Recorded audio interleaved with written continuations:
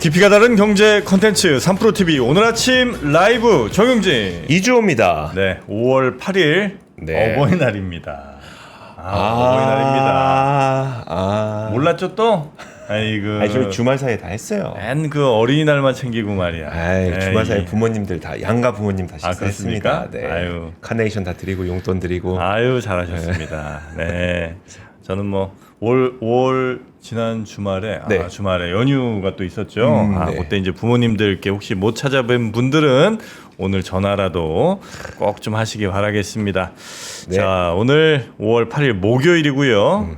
어제 시작한 것 같은데 벌써 목요일이고 네, 이제는 뭐 FOMC도 네. 결론이 좀 난 것 같고 여러 상황들이 또 있습니다. 그나저나 왜요? 인도 파키스탄이 영심각해 보입니다. 네.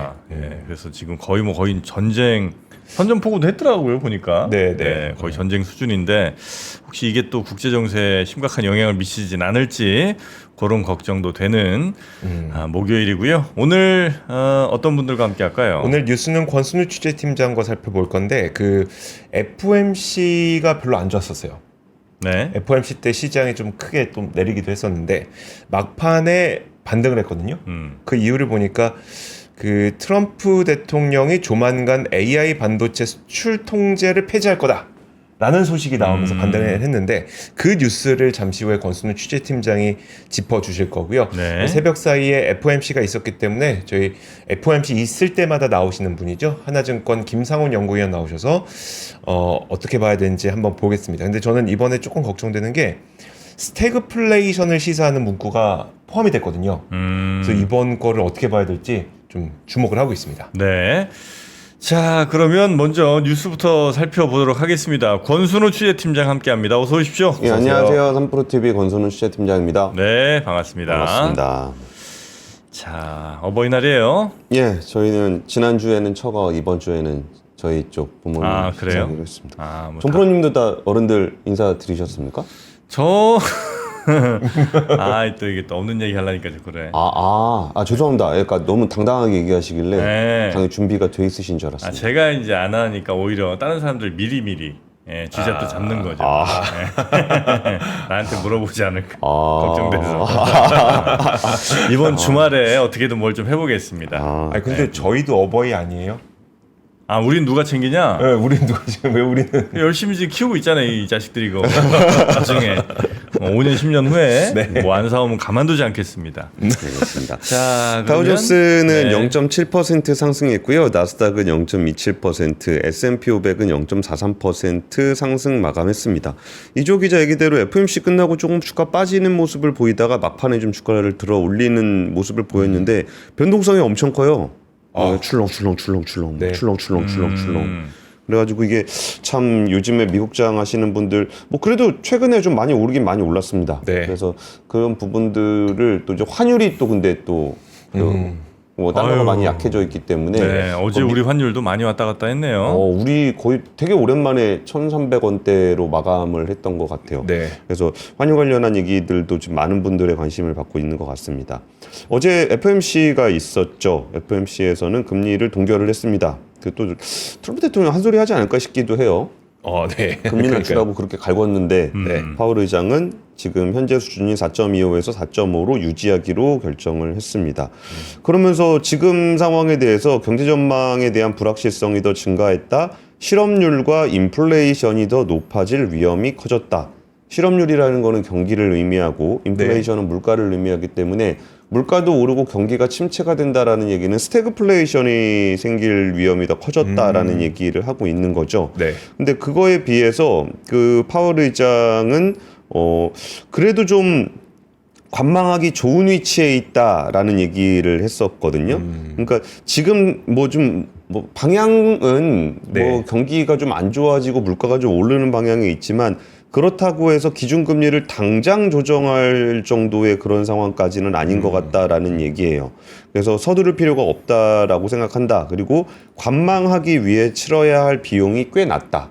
네. 그러니까 뭐 지금 정도 수준에서 조금 기다린다고 해서 뭐 특별히 엄청나게 큰 문제가 생길 것 같진 않다라는 얘기를 좀 했습니다. 네. 그리고 그 이것도 굉장히 특이한 분석이었는데 GDP가 마이너스 성장한 부분들 네. 어떻게 보냐라 그랬더니 이게 뭐 일단 수입이 급증한 것에 기인했다라는 거는 많이들 알려져 있는 얘기잖아요. 네. 그러다 보니까 파월 의장은 연준에서 뭐라고 분석을 했냐면은 이게 경제 활동이 굉장히 견조하다라는 것을 이야기한다. 우리는 관세 때문에 미리 사재기했을 것 같다. 아, 미리 사재기를 한다라는 거는 네. 뭔가 산화될 정도로 경제 활동이 있다라는 얘기죠. 네. 그러니까 진짜 안 좋으면은 안 사죠. 아, 그렇죠. 예, 예. 근데 이걸 미리 땡겨 샀다라는 거는 어쩌면 트럼프 대통령이 이 개념을 이해하기는 굉장히 어려울 겁니다. 트럼프 대통령은 적자 나는 거를 너무나 싫어하기 때문에 네. 사실 그 적자가 난다라는 건 물건을 산다는 거고 물건을 산다는 건 어디다 판다는 거고 그런 네. 경제가 돈다는 얘기잖아요. 네. 그러니까 파월 의장은 약간 연준은 이런 쪽으로 분석을 좀 하고 있는 것 같습니다. 뭐 실업률이 좀 높아졌긴 했지만 낮은 수준으로 안정이 돼 있고 노동시장 여건은 여전히 탄탄하고 인플레이션은 여전히 좀 높긴 하지만 뭐 그렇다고 해서 그 예전처럼 추세적으로 오르는 것 같진 않고 근데 이게 수입을 확 땡겼다라는 거는 결국은 뭔가 좀 팔긴 판다는 얘기로 좀 얘기를 하고 있는 것 같습니다. 네. 예, 첫 번째 뉴스는 일단 미중이 10일에 스위스에서 만난다고 해요. 그리고 관세 협상을 시작한다라는 건데 그 베선트 장관이 스위스를 방문해 중국 측을 만난다고 이야기를 했습니다. 네. 그러니까 베선트 장관이 그러면 협상 논의가 진전이 된 거냐라고 얘기했더니 시작하는 거다라고 좀 얘기를 하면서 시작하는 것에 대한 얘기는 진전된 것이냐라는 것에 반대다라고 얘기를 하고 있습니다.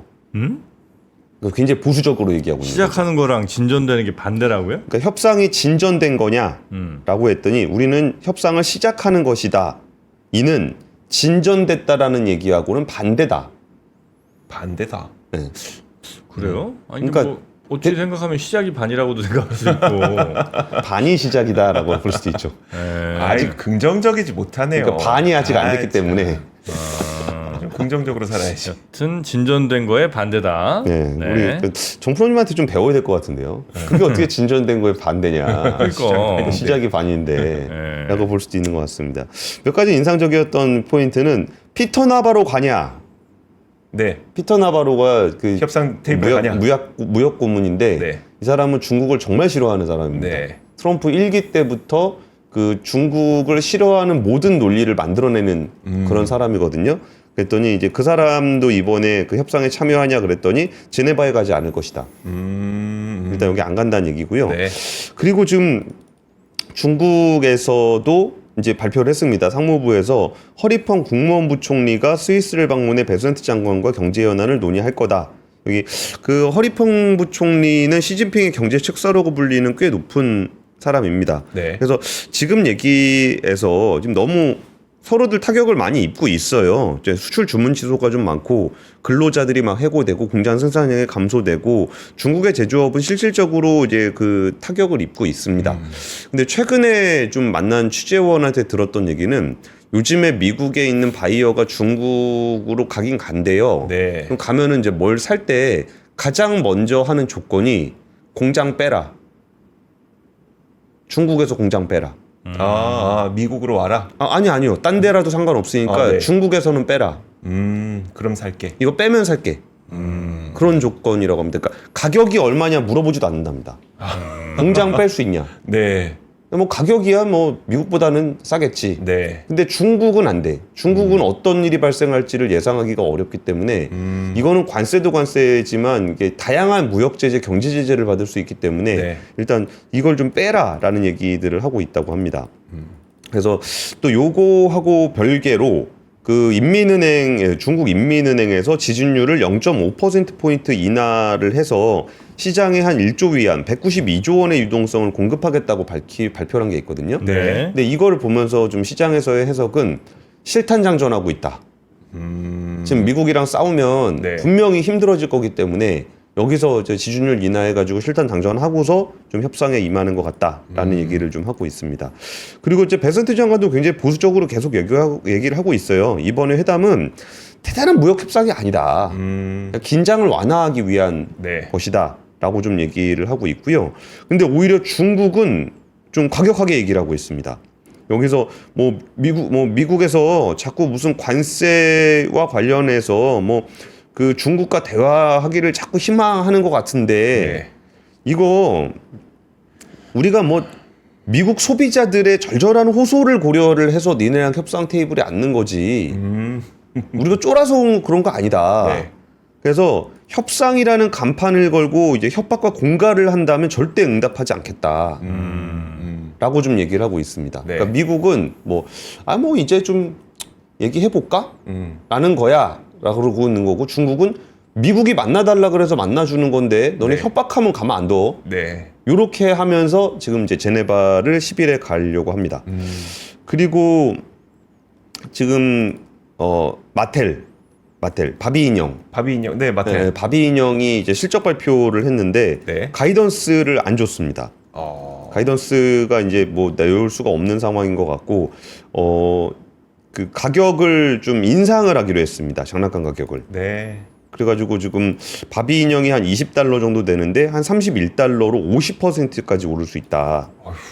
라는 얘기를 좀 하고 있는 상황입니다. 네. 그래서 일단 미중 분쟁은 단기간에 해결되지 않을 거다라는 게 중론입니다. 네.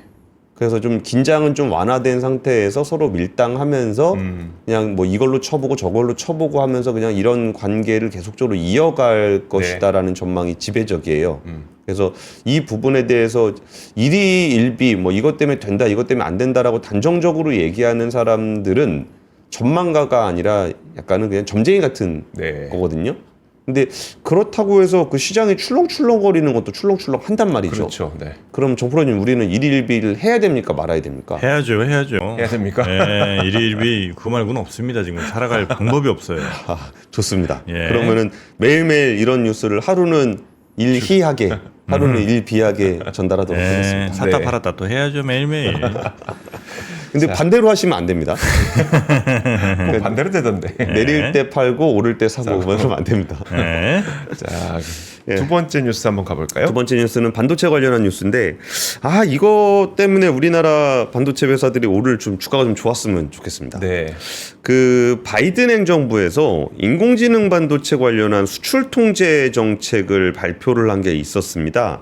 AI 확산 프레임워크라는 이름의 이제 수출 통제 시스템인데 이 부분이 지나치게 복잡하고 관료적이라면서 다른 부분으로 대체될 것이라고 미국 상무부 대변인이 발표를 했습니다. 네. 이게 AI 확산 프레임워크가 뭐냐면은 일단은 이 국가별로 등급을 나누는 거예요.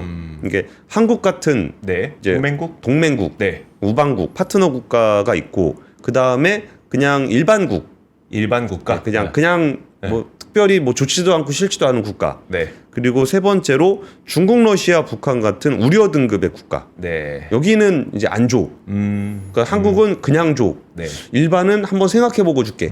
이런 정도로 나눠서 하는 방식이거든요. 네. 그래서 동맹국에는 수출 제한이 없지만 일반 국가 속하면 수출 상한선이 설정이 되고 우려 국가는 수출이 통제되는 방식입니다. 근데 요거를 어떻게 바꾸려고 그러냐면은 이것도 호재인지 악재인지가 좀 애매하긴 하지만 네. 통상 협상하고 연계될 수 있다라는 얘기가 좀 나와요. 각국별로. 예. 그러니까 바이든 행정부가 어떻게 보면 트럼프 행정부보다 더 경직적인 성격이 있습니다. 그러니까 이게 바이든 행정부 같은 건 중국을 둘러싸서 동맹국으로 둘러싸는 모양을 띠게 되면은 네. 자기만 따로 가서 뒤로 협상을 할 수가 없잖아요. 그렇죠. 근데 이 부분에 대해서 AI 수출 통제와 관련해서도 등급이 나눠지고 나면 네. 중국, 러시아, 북한에는 아예 반도체를 못 팔죠. 네. 근데 여기를 통상 협상하고 연계를 시켜서 한다라는 거는 여지가 생기는 거거든요. 그러니까 어찌 보면은 바이든 행정부가 트럼프 행정부보다 더 경직된 성격이 좀 있는데 네. 이 부분들을 지나치게 관료적이다라고 얘기를 하면서 오히려 열어주는 듯한 모양새로 가게 되는 거예요. 그러다 보니까 지금 이거 열려 그러나 보다. 그런 식으로 해석되는. 그렇게 해석이 좀 되고 있는 겁니다. 그리고 지금 젠슨 CEO, 엔비디아 CEO가 로스앤젤레스에서 밀컨 글로벌 컨퍼런스라는 컨퍼런스가 열리고 있는데 네. 여기서 뭐라 그랬냐면은 그 국가 안보와 관련이 되기 때문에 동맹국에만 접근을 허용하고 적성국을 제한해야 된다라는 주장이 있는데 이것들은 전혀 도움이 안 된다라고 얘기를 하면서 아니 적성국의 군사력이라는 거는 이미 그 나라에 있는 다양한 컴퓨팅 파워를 기반으로 하는데 네. 지금 GPU 몇 장 안 판다고 해서 그게 없어지겠냐라고 좀 얘기를 했어요. 그러면서 이게 그 오히려 막대한 현금을 창출을 하면서 경쟁력을 높여가는 게 오히려 좋은 거지. 팔아서 돈 번 다음에 더 투자해서 더 먼저 가자. 그쵸. 그게 젠슨 왕의 주장. 그런 거지. 엔비디아를 못 팔게 하면 결국은 그 화웨이만 이롭게 하는 거다. 뭐 죽이 되든 밥이 되든 화웨이 거 아주 꽂았는데도 안 쓸 수가 없잖아요. 네. 그래가지고 그냥 쓰게 되는 것들이 오히려 좀 그 경쟁력을 떨어뜨리는 거다라고 좀 얘기를 하고 있는 겁니다. 네. 그러면서 기술 같은 거를 수출을 해가지고 제품을 수출을 해가지고 아예 그냥 AI 생태계 전체를 네. 미국이 만든 그 기술 표준 위에 만들어지게 하면 네. 이거는 중국에서 어찌할 방법이 없지 않냐. 그렇죠. 그 얘기를 엔비디아 젠슨왕 CEO가 했던 겁니다. 그러면은 이게 최근에 그 중국 반도체 얘기를 거의 들어본 적이 없으실 건데 네. 왜냐하면 우리가 쓸 거 아니니까. 그렇죠. 네. 뭐 이걸 생각을 안 하고 있긴 합니다. 네. 근데 그러면 지금 중국 반도체는 어떻게 되고 있냐면은 중국의 GPU를 이제 화웨이가 만들고 있는데 어센드 910C 버전이 나왔습니다. 네. 910C 버전이라는 건 ABC니까 이제 세 번째 버전이라는 얘기거든요. 근데 이 910C 버전이 어떤 구조로 되어 있냐면은 이런 식으로 되어 있습니다. 약간 볼까요? 전문적인 용어이긴 한데 칩넷이네요. 예. 이조 기자 바로 보셨네요. 칩넷입니다. 칩을 두 개를 연결한 거예요. 그러니까 칩을 하나로 만들어서 더 촘촘하게 만드는 미세 공정으로 가게 되는 게 좋은 반도체입니다. 네. 근데 미세 공정의 한계에 부딪히면은 이렇게 칩넷으로 두 개를 연결하게 되는데 그러면은 이제 칩이 좋아지긴 하지만 이제 칩 사이즈가 굉장히 커지게 되고 전력 효율성이 떨어집니다. 네. 근데 화웨이가 이렇게 만들 수밖에 없는 거는 지금 자기들이 만들 수 있는 반도체는 7나노 이하로는 못 내려가요. 그러니까 지금 SMIC가 가지고 있는 7나노 공정이 네. 중국이 만들 수 있는 한계입니다. 그러다 보니까 이 두 개를 연결해 가지고 쓰는 칩넷 공정을 채택을 했고요. 네. 또 하나는 그 위에 HBM이 붙어 있잖아요. 네. HBM이 지금 여기 4개, 8개가 붙어 있는데 이 HBM도 그 우리나라의 하이닉스가 만드는 HBM3E에 접근할 수가 없습니다. 네. 그래가지고 여기도 HBM2E에 접근을 하게 되는데 그러면은 대역 폭이 한 절반밖에 안 됩니다. 네. 그러니까 대역 폭이라는 거는 메모리에서 데이터를 반도체로 보내는 통로. 네. 그 통로가 절반밖에 안 돼요. HBM3E는 막 도로가 8차선 도로인데 네. 얘네는 4차선 도로밖에 안 됩니다. 네. 그럼 느리겠죠. 네. 그럼 느리면 누가 쓰겠습니까? 딥시크가 씁니다. 왜? 그러니까 엔비디아 GPU를 못 쓰니까. 네. 그래가지고 그냥 이런 부분들이 됐고 그러면 이게 반도체와 반도체가 이제 느리니까 네. 그러면 반도체끼리라도 좀 빨리 속도가 연결이 돼야 통신. 되거든요. 그래가지고 엔비디아 같은 경우는 엔비링크라든지 인피니밴드 같은 초고속 통신망을 쓰게 네. 되는데 이거 구리로 돼 있습니다. 네. 여기는 화웨이가 만드는 광통신을 씁니다. 구리가 아니고요. 네. 빨라요. 엄청 빨라요. 엄청 비싸요. 엄청 비싸니까 안 쓰죠. 네. 속도 대비해서 가격이 너무 비싸요. 근데 씁니다. 왜? 못 쓰. 없으니까. 그러니까 이런 식으로 중국의 AI 생태계가 발전하고 있는 모습들을 젠슨랑 CEO가 지적을 하고 있는 거예요. 네. 그러면은 전기는 엄청 먹고 속도는 덜 나고 그럼 어떻게 해야 되죠? 전기요금을 깎아주면 됩니다. 중국이 이런 거를 하고 있는 거예요. 그러니까 지금 이제 정말 전력 효율적인 그런 반도체를 쓸 수 없기 때문에 그냥 아예 전기요금 깎아주고 전기 많이 먹어도 쓰게 화웨이 기반의 SMIC가 만드는 딥시크가 사용하는 그런 반도체를 중국은 만들어가고 있습니다. 지금 중국이 현재 그렇게 하고 있으니 지금 미국 입장에서도 어차피 우리 거 안 판다고 쟤네들이 안 할 것도 아니고 또 뭐 이런저런 원쿠션 투쿠션으로 밀수도 하고 뭐 하니까 그냥 차라리 그냥 팔자 이런 얘기가 나오고 있다는 거죠. 그 맥락인지 잘 모르겠습니다. 아 그래요? 예, 예. 그러니까 이쪽에 통상 맥락으로 그걸 보고 있는 건지 네. 통상 맥락에서 이거 반도체 같은 거 이게 되게 쟤네들 사고 싶어 하는 것 같은데 이거를 통상 전략 관세 전략의 하나로 협상 카드로도 쓸 수 있는 거 아니야? 바이든은 너무 이렇게 꼬장꼬장하고 관료적이어 갖고 무조건 못 팔게 하니까 이게 카드로 아예 못 쓰잖아. 네. 그러니까 요것도 열어놓고서 카드로 쓰지. 그리고 난 바이든이 만든 게 일단 마음에 안 들어. 네.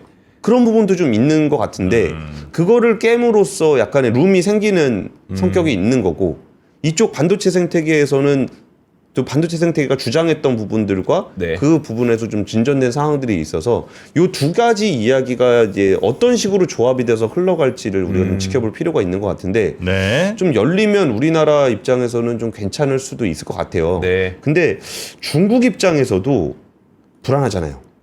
열어준다 한들 네. 뭐 언제 막을지 모르는데 뭐 그러면서 좀 자국의 반도체는 계속적으로 밀어주지 않겠느냐라는 전망들도 좀 하고 있는 거죠. 네. 네. 자, 세 번째 뉴스도 가보겠습니다. 세 번째 뉴스는 그 SK텔레콤의 그 정보 유출 사건. 네. 어제 그 최태원 SK그룹 회장이 이제 사과를 했습니다. 그러면서 보안 문제가 아니라 국방 문제라고 생각해야 될 상황으로 보인다면서 바쁜 일정 속에 매장까지 찾아와 오래 기다렸거나 해외 출국을 앞두고 촉박한 일정으로 마음 졸인 고객들에게 뭐 불편을 드렸다. 그분들이 피해 없을지 걱정하고 있다면서 모든 분들에게 다시 한번 사과드린다라고 좀 얘기를 했습니다. 그리고 일단은 좀 다행이라고 생각이 드는 다행이라는 게 뭐 유출됐는데 뭐 다행이고 자시고가 있겠어요. 네. 다만 이 유심보호 서비스 네. 이거 가입 안 돼 있으면은 정말 그 심스와핑 위험 굉장히 높아지거든요. 네, 네. 근데 이게 이제 거의 100% 그러니까 가입할 수 있는 분들은 100% 가입이 됐다고 합니다. 근데 거기서 정프로님의 현안이 맞았습니다. 뭐였죠? 정프로님의 해안 강제로 가입시켜라. 네. 그게 이제 자동으로 가입시키는 방식을 했습니다.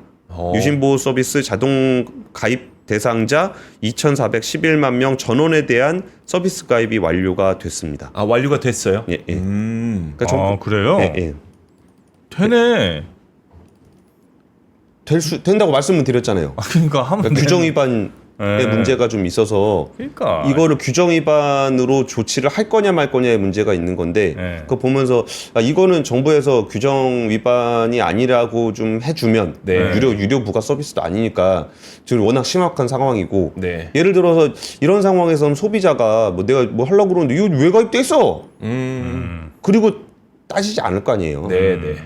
따져도 지금 뭐 이런 정도 상황에서 약간의 불편을 감수하셔야 됩니다. 이게 아까 정프로님이 말씀하셨잖아요. 네. 하기 싫으면 나중에 취소시키면 되지 않냐고. 그럼. 예, 예. 네. 그 방식을 통해서 100% 가입이 됐습니다. 확실히 최태원 회장은 제 말은 잘 듣는 것 같습니다. 라면 네, 케미 아니, 때부터 알아봤죠. 이게 저를 많이 부러워하더라고요. 네. 네, 여튼 뭐 예. 이번에도 잘 했다. 제 말을 잘 들었다. 조금 늦은 감은 있지만 네. 예, 그래도 여튼 뭐 이렇게라도 해서 그나마 다행이다. 예, 그리고 이게 왜 아까 전에 그 가입 대상자 전원 100%라고 해서 제가 왜 100%가 아까 아니라고 얘기를 드렸고 예. 자동 서비스 가입 대상으로는 100%라고 말씀을 드렸냐면은 네. 이게 로밍 때문에 그래요. 예, 뭐 그럴 수 있죠. 그러니까 로밍 이용 고객들은 자동 가입이 안 되는 상황이기 때문에 그렇죠. 이 부분에 대한 서비스 조치가 완료가 된 다음에 로밍을 고객들까지 100%로 가입을 시키려고 하고 있습니다. 네. 그리고 유심 교체 같은 경우는 지금 107만 명. 그러니까 여기도 같이 보시면은 이게 누적 인원이 이제 빠르게 늘어나고 있는 부분들이 있잖아요. 네. 여기서 20만, 90만, 80만 가다가 100만, 130만, 120만 가다가 200만, 250만 이렇게 좀 되게 커지잖아요. 네. 그런 부분들이 좀 그 자동 가입의 효과가 좀 있었던 것 같고요. 그리고 이제 유심 교체는 한 107만 명 정도가 받았는데 이거는 이제 신규 고객들은 지금 받고 있지 않은 상황입니다. 네. 뭐 유심 하나라도 더 교체를 해줄 수 있도록 하기 위한 조치인데 유심은 아무래도 이제 물리적으로 이 심이 네. 있어야 돼가지고 그것들에 대한 공급이 좀 원활하지 않기 때문에 그 부분들이 있는 대로 마련이 되고 있다라고 하고 있고요. 네. 그리고 이제 위약금 면제와 관련해서도 네. 얘기가 좀 나왔었습니다. 근데 여기서 그 위약금 문제가 SKT 이사회를 통해서 논의 중이다. 좋은 해결 방안이 나오기를 기대한다. 그러면서 최태원 회장이 했던 얘기가 이것도 사실 정프로님과 제 의견이 다를 수도 있을 것 같긴 해요. 뭐죠? 위약금 면제에 대해서 최태원 회장이 얘기하는 거. 뭐라 그랬습니까? 아니, 그러니까 뭐라고 얘기를 해야 됩니까? 아, 뭐라고 얘기를 해야 되느냐? 네, 네. 이럴 때는 기업들이 네. 이게 좀 선제적으로 해야 되거든요. 네, 네. 그러니까 위약금을 옮기려는 분께 무조건 우리는 위약금 받지 않겠다. 그리고 여전히 그 계셔주는 우리 가입자분들에게는 뭐 한 달이든 아니면 뭐 요금의 뭐 몇 %든 네, 이렇게 할인을 해주는 거는 물론 이제 단기적으로 보면 되게 큰 손해겠죠. 이 회사 네. 입장에서 보면. 근데 그게 결국은 3년, 5년, 10년 후에 아마 잘했다는 생각이 들 겁니다. 근데 지금은 꽤 뭐 몇백억 혹은 뭐 수천억이 들어갈 수 있는 돈일 수 있겠지만 하여튼 그 지금은 훨씬 더 선제적이고 훨씬 더 파격적으로 하는 게 아마 SK텔레콤에 대한 인식을 좋게 만드는, 그래서 사람들이 여전히 SK텔레콤 많이 이용할 수 있게 하는 그런 방법이다. 제 얘기가 너무 초라해 보여서 저는 답변하지 않겠습니다. 뭐였는데? 저는 뭐냐면은 6개월까지는 뭐 좀 안 되고 뭐 9개월부터는 받고 뭐 이런 거? 최태원 회장은 이사회 멤버가 아닙니다. 네. 네. SKT에서 이사회 멤버가 아닌 사람이 네. 이사회 논의사항에 대해서 다 자기가 그룹 회장이라는 이유로 의사결정에 감나라 배나라 할 자격이 안 없습니다. 되죠. 네. 이게 우리나라 기업 거버넌스의 어떤 이슈 중에 하나인데, 이게 자기가 뭐 등기 뭐 저 이사회가 아닌데 이사회가 의사결정하는 부분에 대해서 위약금 면제를 해라 마라라고 얘기하는 게 그 적합하지 않습니다. 네. 아니 당연히 공개적으로 할 필요는 없죠. 그렇다고 SK텔레콤 그 경영진들이 최태원 회장 말을 안 들을 건 아니잖아.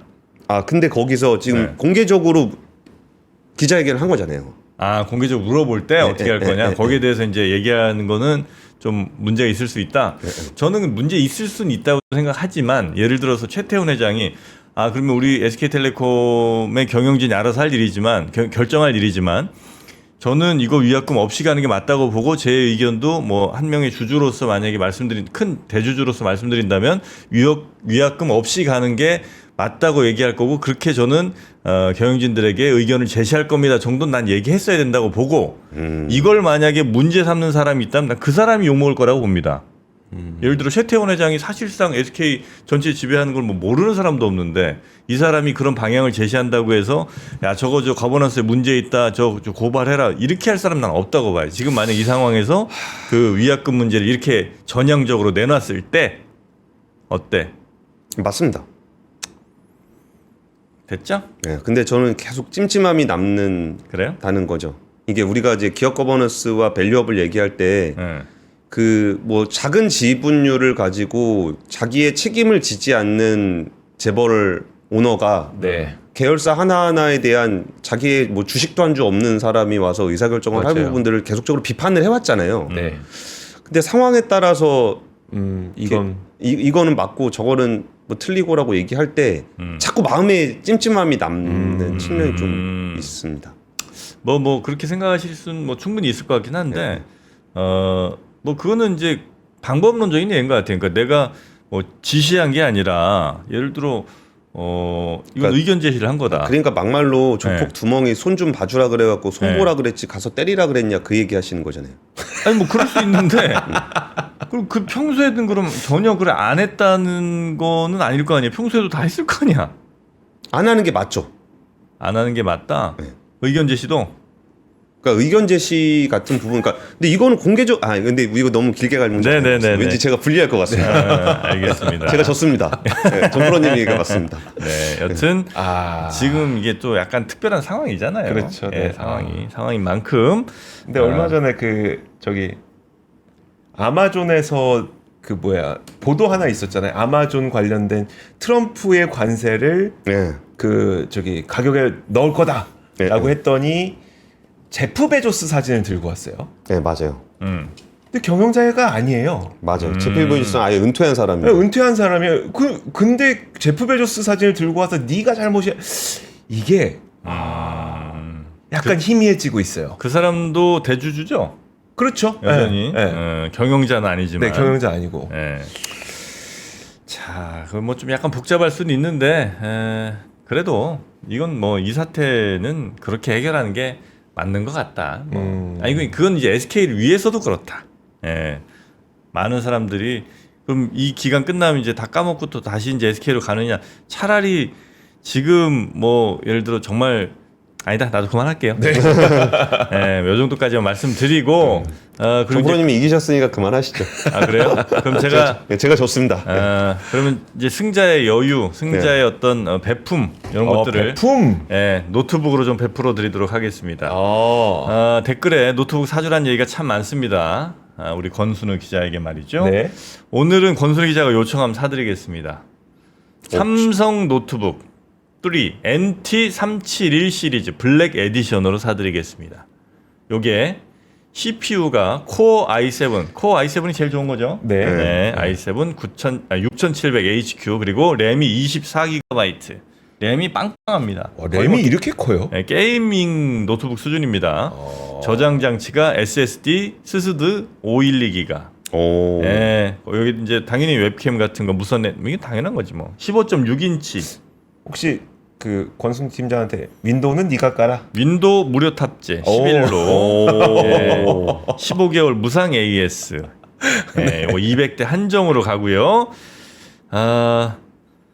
이게 A급 리퍼 제품인데 39만 8천 원에 와, 39만 8천 원 모시고 있습니다. 와우. 요거는 뭐 한번 보여드릴까? 여기 네. 이제 무선으로 드리는 요 노트북 저 마우스 무선 마우스고요. 그리고 바로 요거 요렇게 얇은 노트북 아주 얇은 노트북. 요게 이제 저는 물론 이제 들고 다니시는 것도 괜찮습니다만 요즘은 이제 데스크탑으로도 거의 노트북 많이 쓰시더라고요. 그렇죠. 네. 정말 뭐 무슨 뭐 어떤 특별한 작업하시는 분들 아니면 그 데스크탑 컴퓨터 말고 아예 노트북으로 그냥 쓰시는 분들이 많은데 요렇게 왜냐면 데스크탑과 비교해서도 성능이 전혀 밀리지가 않으니까. 그럼요. 네, 요게 또 저 모니터 같은 거 더 추가로 2개, 3개 연결해 갖고 쓰시는 분들도 많고요. 네. 네, 요렇게 하시면 좋을 것 같습니다. 네. 요게 39만 8천 원에 저희가 준비를 했고요. 요것도 게이밍 같은 거 하시는 분들은 요것도 껴야 되잖아요. 헤드셋. 그렇죠. 네, 지금 헤드셋도 사양 준비했죠. 자체가 거의 게이밍 수준이기 때문에 네. 헤드셋도 필요합니다.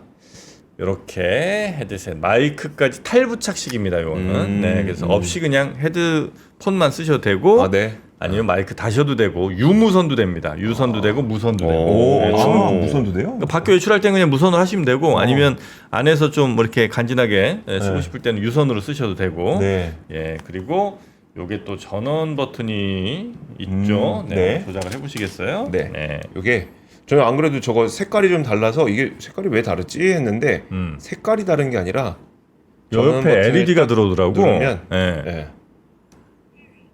이렇게 좋다. 불빛이 나옵니다. 잘 좀 보여드리고. 여기 이제 소리에 따라서 불빛도 이렇게 막 움직이는 거. 저 한번 껴볼게요. 이수호 기자는 헤드폰도 멋있어. 되게 애기 같다. 브리츠 헤드셋 저희가 요거는 59,000원. 네. 최대 48시간까지 무선으로 할 때 연속 재생이 되고요. 네. 무게도 260g이라 뭐 어디 움직이실 때 운동하실 때도 가볍습니다. 편하게 보행하실 때도 괜찮고요. 뭐 게임용으로도 일상용으로도 아주 좋은 브리츠 투인원 LED 헤드셋까지 저희가 준비를 해드렸습니다. 자, 이게 배터리가 최대 48시간 연속 재생이라는데요? 방금 얘기했잖아. 이틀 동안? 네.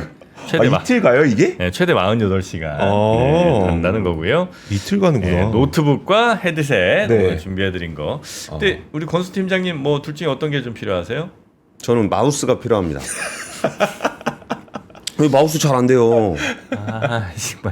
마우스 이거 휠 잘 안 되면 여기다 야야야 가지. 이래야 사줘라 밈이 계속되거든요.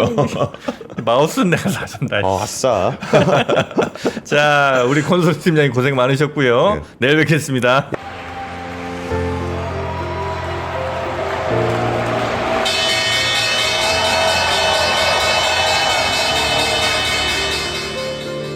실리콘밸리 월스트리트 투어 in San Francisco and New York. 더워지기 전 6월 가장 날씨 좋은 시기에 떠나보세요.